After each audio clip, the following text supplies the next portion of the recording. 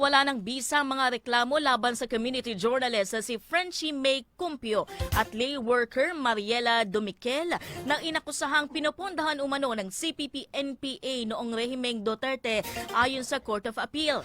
Ano-ano nagdulot ng desisyong ito? Alamin sa report ni Daniel Salayo. Daniel.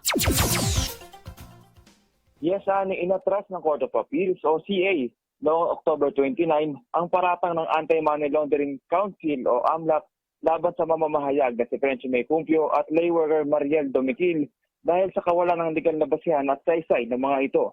Sa desisyon, isinantabi at ibinasura ng CA 3rd Division ang naunang hatol ng Regional Trial Court of Branch 18 sa Maynila noong December 7, 2022 na ipinag-utos na kumpiskahin ang 557,360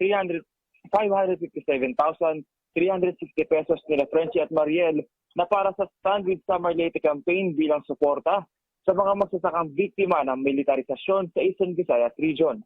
Pahayag ng korte, walang kaukulang pruweba ang mga bintang sa dalawa na konektado umano ang mga ito sa New People's Army o NPA.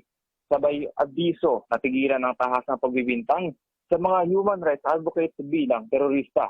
Ayon din sa CA, ang minadaling pangungumpiska ng funds at properties para di umano sa kaligtasan ng bansa nang walang pagsunod sa guidelines ng Anti-Terror Act at iba pang mga batas ay pagkalikod sa mismong ipinaglalaban ng mga batas na ito.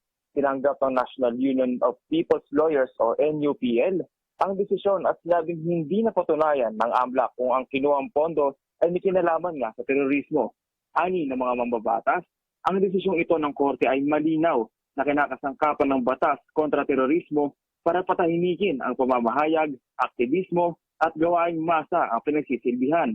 Si Cumpio na 5 taon nang nakabilanggo at Domiquil ay 2 sa tinaguriang Tacloban 5 na pinaguhuli noong Pebrero 2020 at pinatawan ng mga gawa-gawang kaso gaya ng illegal possession of firearms at pagpupondo umano sa terorismo para patahimikin ang kanilang mga advokasya. Daniel Salayo, Newsline.